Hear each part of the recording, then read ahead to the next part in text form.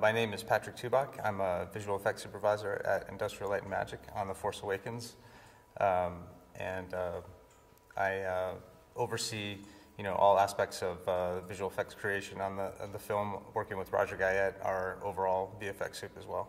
Working on a film like The Force Awakens is a bit of a long journey, and you start off the process by just really conceptually thinking about what you're going to need to do in order to get the work up onto the screen. And usually that starts with asset creation, and you work a lot to think about what's going to go into these shots, what are the component pieces that you need to build, whether it be an environment or the ships or creatures and characters. So you're thinking all the time about what you're going to have to anticipate and what types of things you're going to need to do with those assets in order to get them into the scenes. And so you spend a lot of time up front kind of building those to a point where you feel like you're going to be ready for when those shots actually come. Because a lot of that process sort of happens during production. So they're filming, for instance, Roger Guyette would be out on set, and I would be back at ILM, and I'd be working with the asset team to develop the assets while they're shooting the scenes. And then as we find out how things are developing, we kind of change our strategy and mold our work to sort of fit what we're going to need to do. And then once you're into post-production, you're really working with the artists on a daily basis. You're having dailies. You're going and reviewing the work. You're seeing how things are integrating. And then you're listening, to J.J. and what he's doing editorially, and coming back and asking for, changes or things to be different based on what he's finding in the edit. And so you sort of evolve your work to fit the story and to, craft what you're doing so that it tells the story in the best possible way. And then really at the end, once you've sort of seen, okay, this is what the movie is, and this is all the components that are going into it, you're getting into the next stage with the lighters and the compositors, and you're refining the shots and trying to make them look as unbelievable as possible. Trying to really put the wow factor into it and make people feel like they're seeing something special and make it feel like Star Wars. Star Wars is a unique property in that Lucasfilm sort of oversees the very early development of the process. And so you might have artwork for projects that kind of even exist before directors come on. So you might have some visual ideas being thrown out there without a real knowledge of exactly what the story is. And those things are useful because even though they may change or evolve, it sparks ideas in people's minds. So you all look at that stuff together, and then when there is a real creative team that's driving the story forward and writing the script, then that stuff starts to become more solid. And then you have the art department working on those conceptual pieces, and that fires everybody up and gets everyone really interested in, okay, this is what this movie is going to be. And in the case of The Force Awakens, when you had somebody like J.J. who brings on Rick Carter, the production designer, and Darren Guilford, and they're thinking about how they're going to build these sets, that becomes another evolution of the kind of conceptual design where you're saying, okay, here were some kind of wild ideas.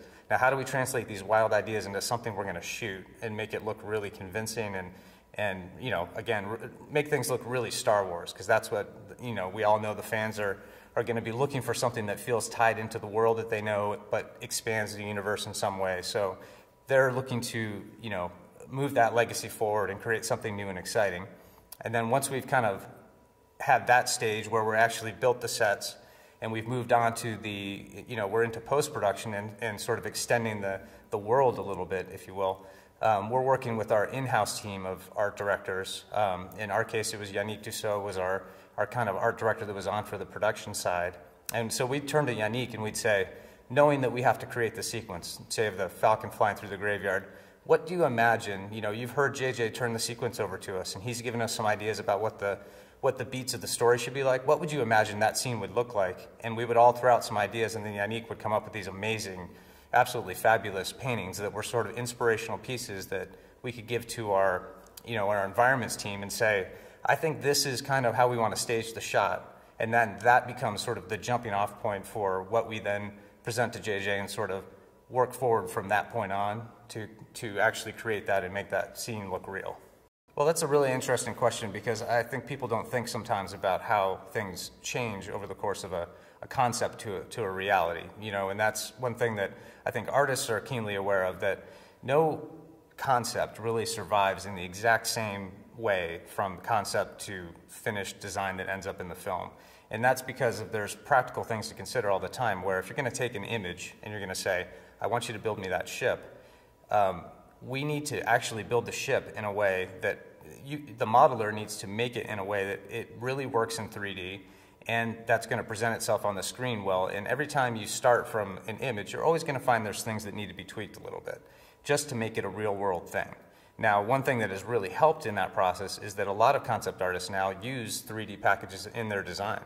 And that's very helpful in a couple of ways. One, they're getting sort of a true representation of what the model might be, and they're getting real lighting, and things look a little more, a little less stylistic and a little more realistic in terms of what it could actually be for the film. So you're starting from a better point. And then also, we actually can take those models, and the modelers can use that as a starting point. It doesn't usually become the final geometry, but it is a huge head start into actually building what becomes the real asset. So it's changed things a lot to be able to use, you know, some 3D programs in order to build these things. But at the same time, nothing ever works exactly as planned. So you start out, and a lot of the supervision part comes in making those little decisions where you have to you have a fork in the road, and you say, well, the concept looked like this, the design looked like this, but we found that you know, these doors don't open. What do we do? And you have to make those sort of design decisions. You know, they're little things, but in the end of the day, they do change the design of the ship. So you make those little design decisions that can move the process forward and keep things looking kind of as intended, you know, keep the spirit of what the concept have, but it actually makes it something that we can use functionally in the film. In the case of The Force Awakens, we actually used some previs from out of house, that some artists that Roger had worked with before from Halon, and I think some other sources as well that I'm not completely sure of everyone's names. But basically, the way previs is used in a J.J. film is usually it's in the early conceptual stages, and previs is really useful to kind of get everyone on the same page as to the ideas being floated around, you know, and some of the tone of what the sequence might be. And it isn't necessarily something, I think J.J. has said before, he worries sometimes about it becoming something that people are too fixed on as this is what the sequence is, and he really wants people to think a little more creatively on set, and he doesn't want to be locked into that. So I think there's, you know, different directors have different processes, but in our case, previs was used as a very early conceptual thing where we could work out some ideas, and in some cases, Roger even worked with the artist, the previs artist, to take some things a little further when we knew we were going to have to create, you know, all CG versions of certain shots. We were able to kind of utilize that early previs to be the beginnings of what would be what we call post-vis, meaning you start to work with plates and you kind of lay things out in a way where, you know, you're integrating the previs with the shot material. And we sort of started that process, and then we're able to take that forward into the actual shot design. But as far as previs goes on this film, it wasn't I wouldn't call it a heavily previs film. I think the biggest thing about trying to make those decisions between, you know, should this be shot for real, should this not be shot for, the first question you always ask is, you know, is it possible? Can you even do it? You know, is there a chance, you know, if you kind of want to take, of course, money is never out of the equation, but you want to take that out of the equation for a minute and just think about what it would take to actually achieve something. And then if you know, the people that you're working with tell you, you know, this is something that we could actually do, then you start to think about what are the practical implications of that, what does that mean for the budget, for resources, for time. And if you find out, you know, I think this is something that we can do, and you have that discussion of, is the value there? You know, are we going to get enough value out of spending our time and money on this particular thing? And if the answer is, this is absolutely worth it, even if it means, you know, it does take X amount of time, then you go for it because you believe you're going to get some production value out of it.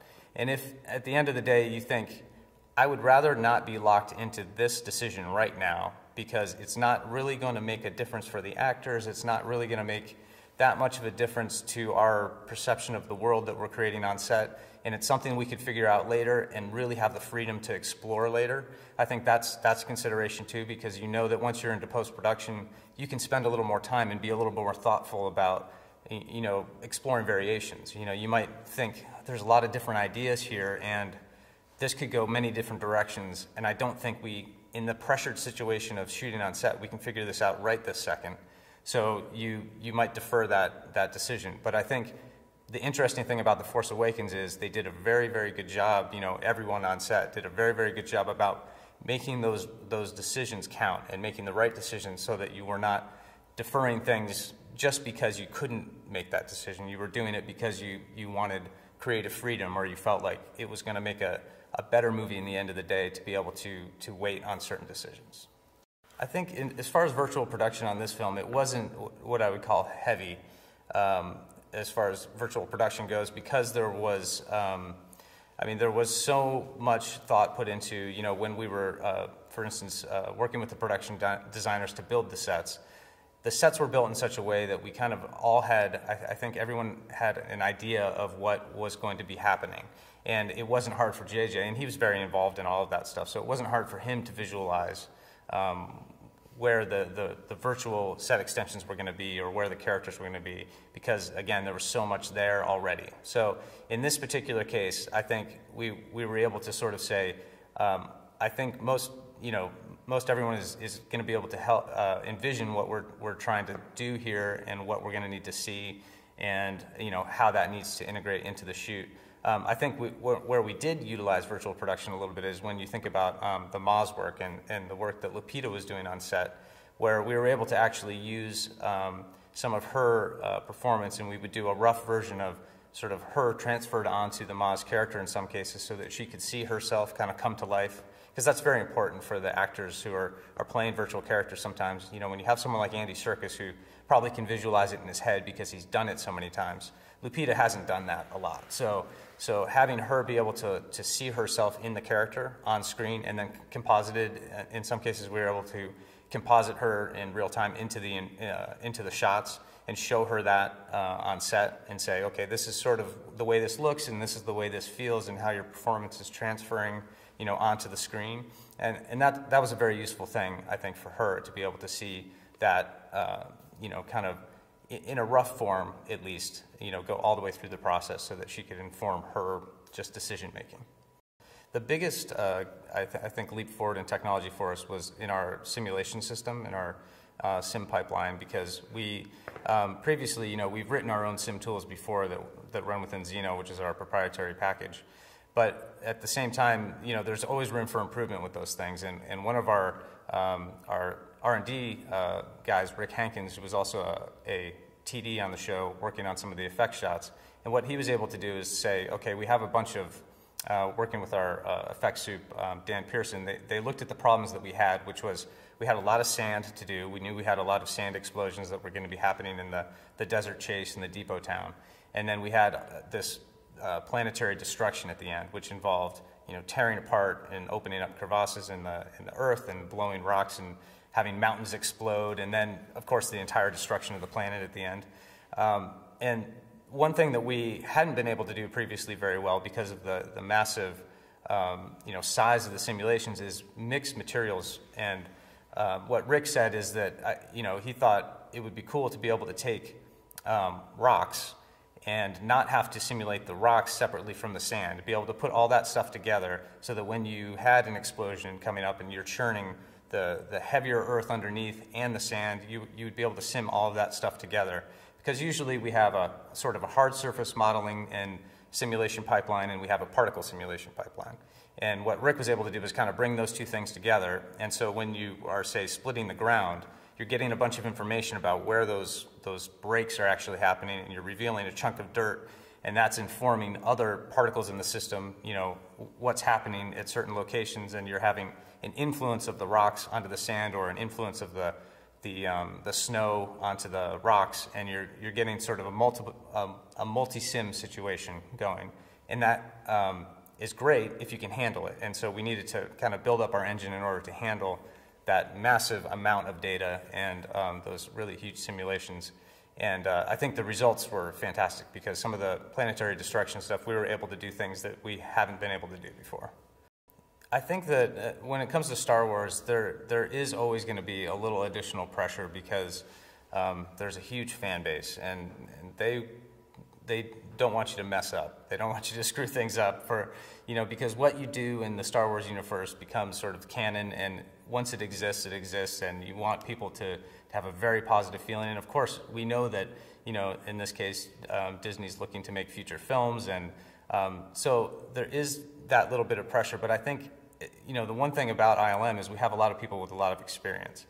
And it really does help to have been in those situations before where, we've been on films where we've felt that sort of pressure, and it might not have been the same, and maybe it wasn't quite as much as Star Wars, but we have a group of people that are used to being in the spotlight and being under that kind of, big project sort of strain. And it really does train you for those moments, and you say, okay, this is another job where you need to absolutely do your best. And I think we have a great group of people who are just able to kind of focus and tune out the noise, that might be the hype around it, and just look at the work that they have in front of them and try to produce absolutely the best thing they can.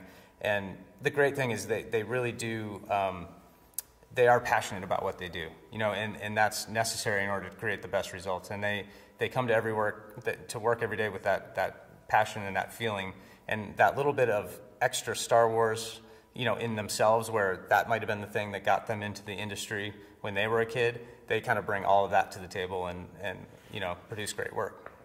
I think that for me, FMX represents sort of a bit of a different kind of conference where I get to see a lot of people that I don't always get to see, but we kind of come together in this place that's a little bit far for some of us to come, but at the same time we're gathering in a place where you have a lot of really great professionals, talking kind of rather intimately about the things that they've been working on, and sharing some of their stories and things that you can really relate to. And you're in the midst of a lot of people doing some of the best work in the world. And it's not just in the conference halls where you're listening to lectures, but you're actually talking to them outside. You listen to the speech, but then you run into them outside in the halls, and you sort of have you strike up these fantastic sort of off-the-cuff conversations where you really get to dig even deeper. So there's the formal presentation, and then there's the sort of behind-the-scenes just gathering of a bunch of colleagues and people who are peers that you learn more just in sort of the in-between moments than you really could in any other place. And being able to bring those people together is a fantastic part of FMX.